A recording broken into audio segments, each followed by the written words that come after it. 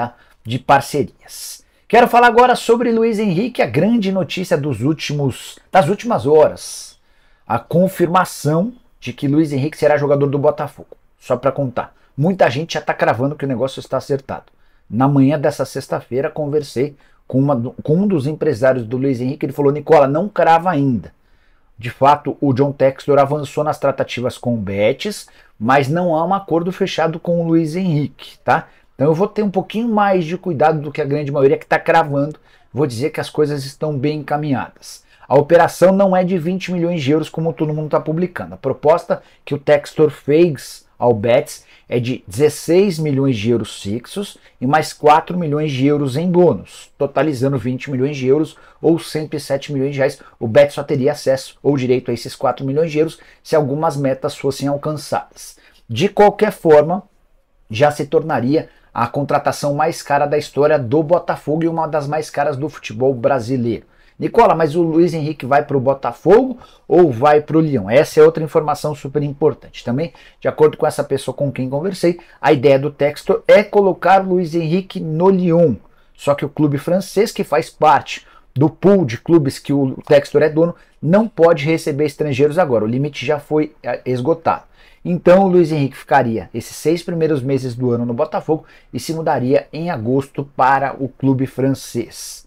O Botafogo não vai confirmar, o Textor não vai confirmar, até porque a torcida vai ficar bem brava de saber que o Luiz Henrique vai ficar apenas 6 meses. O discurso vai ser de que, olha, se o Botafogo estiver disputando competições, se for líder do brasileiro e for conveniente para o Botafogo, o Luiz Henrique fica. Não é isso que está sendo tratado. Acho que a única chance de o Luiz Henrique permanecer mais tempo no Botafogo é se o Lyon for rebaixado. O time é o 16º colocado no campeonato francês e precisa de recuperação. Se terminar nessa posição, vai disputar um playoff. Na condição de time de segunda divisão, aí sim a chance de o Luiz Henrique ficar no Botafogo seria maior. De qualquer forma, baita acréscimo a um Botafogo que vai ter um dos caras mais diferentes. Era pretendido por Flamengo, Fluminense e Corinthians. E o Botafogo venceu essa disputa. Outros clubes da Europa também estavam ou estão. Enquanto não houver assinatura, eles ainda não podem ser dados como fora. O RB Leipzig e um time da Inglaterra querem muito contar com o Luiz Henrique. Na atual temporada, o atacante de 23 anos de idade tem 20 jogos, 1 gol e 3 assistências. Bora mudar de assunto e falar sobre o Palmeiras. Queria contar para vocês que o Verdão está emprestando 2 jogadores para clubes italianos. São 2 atletas das categorias de base, 2 promessas, apostas de João Paulo Sampaio. E aí, só para resgatar, antes de trazer o nome e as condições desses negócios, só resgatar algo que eu já contei para vocês. O João Paulo Sampaio é mestre em trazer jogadores para a base do Palmeiras. Esses jogadores não são aproveitados no time principal, mas vão a outros clubes. E o Verdão fica com percentuais. E aí, diante de novos movimentos futuros de venda, o Palmeiras acaba faturando grana. O João Paulo costuma tratar esses jogadores como responsáveis por uma grande poupança que o Palmeiras tem espalhada pelo mundo. Bom, vamos lá. Felipe Jack, zagueiro de 18 anos de idade, está indo para o Como, time da segunda divisão da Itália.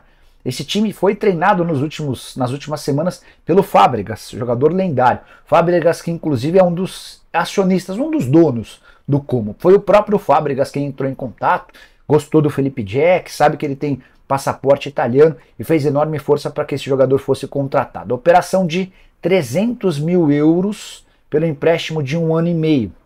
A gente está falando de mais ou menos pouco mais de 1.600.000 reais. Então essa grana já entra para o Palmeiras pelo empréstimo. E se o jogador for comprado em definitivo pelo Como, o Palmeiras vai ter direito a mais 3 milhões de euros por 60% dos direitos econômicos. Felipe Jack é zagueiro, canhoto, tem a cidadania italiana e já deixou boa impressão com a camisa alviverde no Sub-17. Nesse momento tem 18 anos de idade. Outro jogador que está indo para a Itália, Pedro Felipe, mais um zagueiro, 19 anos de idade, empréstimo para a Juventus da Itália. Operação de 200 mil euros pelo empréstimo pelo mesmo período, 1 ano e meio. Se a Juve quiser ficar com o jogador, vai gastar 2 milhões de euros por mais 60% dos direitos econômicos. Pedro Felipe é um pouco mais velho do que o Felipe Jack, tem 19 anos de idade, chegou a disputar a Copa São Paulo de Juniores dessa temporada com 4 partidas. Titular absoluto na temporada passada pelo Sub-20, jogador com bom prestígio, com boa qualidade, veio do Vitória na temporada de 2022. A saideira sobre o Palmeiras, notícia boa. Vocês vão lembrar que na semana passada surgiu muito forte um boato de que o Al-Ettifaq da Arábia Saudita queria contratar o Rafael Veiga, certo? O Al-Ettifaq acaba de fechar a contratação do meia Álvaro Medrán. Esse jogador foi formado na base do Real Madrid, passou por diversos clubes, estava jogando no próprio futebol saudita. E diante da contratação de um meia atacante para a mesma posição do Rafael Veiga, me permito imaginar que essa negociação envolvendo Veiga e Al-Ettifaq cai. Quero falar agora sobre o Corinthians com várias atualizações importantes. Primeira delas, preciso contar para vocês sobre o jogador que encantou a diretoria e comissão técnica do time profissional. Me refiro a Kaique. Um detalhe importante. Não é porque o Kaique fez gol na final contra o Cruzeiro que garantiu o título, o 11º título da Copinha no Corinthians, que ele passou a ser badalado. No início da semana, antes mesmo das semifinais, já havia ouvido de uma pessoa que trabalha com Augusto Melo que o cara do time sub-20 era o Kaique. Não era nem o Breno Bidon, volante super badalado, muito menos o Pedrinho, que era um dos principais artilheiros da competição.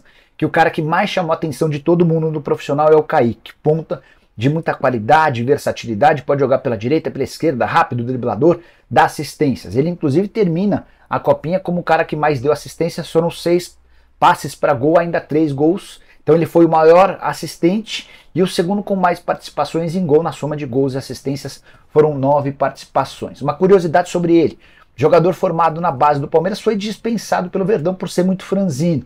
Acabou ficando um tempo sem clube, tendo de jogar na várzea. A época de pandemia foi super complicada para ele. O que o salvou foi ter tido a oportunidade de jogar o futsal do Corinthians. Do futsal ele acabou indo para o profissional até chegar a essa condição de jogador mais desejado, mais badalado entre todos os campeões desse time sub-20 para o time principal. Vocês vão ver muito em breve o Kaique jogando no time de si. Quero falar agora sobre Rodrigo Garro e explicar essa enorme confusão com o Tadieres. Uma pessoa do Corinthians me procurou com um documento assinado pelo presidente do Tadieres para explicar a operação e dizer que o Corinthians fez tudo que estava combinado. Timão pagou nos últimos dias 4 milhões de dólares ao Tadieres. Esse valor equivale à primeira parcela da compra de 2 milhões e 200 mil dólares e 1 milhão e 800 mil dólares do custo da operação, que inclui tributos, impostos e tudo mais. Tadieres, não satisfeito, está cobrando mais dinheiro, pede 700 mil dólares e o Corinthians já afirmou que não vai dar, porque está tudo dentro do que estava escrito e combinado no contrato, de acordo. De fato, tive acesso ao contrato e o Corinthians acabou cumprindo a sua parte. O Rodrigo Garro está fazendo um enorme esforço junto ao presidente do Tadieres porque está se sentindo prejudicado, ele não consegue jogar, está super aflito com essa situação e tem feito pressão nos bastidores para que possa ter a liberação do seu documento para que ele possa entrar em campo. Sobre o Corinthians tem mais 2 notícias. Primeira delas, Fausto Vera pediu para ser negociado pelos dirigentes alvinegros. O grande problema é que a única proposta oficial de 6 milhões de euros do Olympiacos está abaixo daquilo que o Corinthians quer. O Timão quer pelo menos recuperar o investimento de 40 milhões de reais feito quando da sua contratação junto ao Argentino Júnior. O Timão gastou 40 milhões de reais, não quer vender por 32 milhões de reais. E a janela ou as janelas no futebol europeu estão próximas do fim. A maioria delas se encerra agora no dia 31 de janeiro. Para completar, o Corinthians já tem uma matemática para devolver 40 milhões de reais a PixBet. São 20 milhões de multa pela quebra do contrato e mais 20 milhões de reais que foram adiantados pelo Duílio Monteiro Alves. O Duílio, que se dizia o responsável por organizar as contas do Corinthians, adiantou 20 milhões do patrocinador. Então agora cabe ao Augusto Melo, depois do acerto com a VaideBet, devolver 40 milhões de reais a PixBet. Proposta que o Augusto fez a PixBet: parcelamento em 12 vezes desses 40 milhões de reais, seriam 3 milhões e 300 mil por mês. A PixBet ficou de analisar e vai responder em breve ao presidente. Voltamos à programação normal nessa sexta, tem vídeo à tarde, tem live a partir das 7 da noite. Vou encontrando vocês. Abraço, tchau!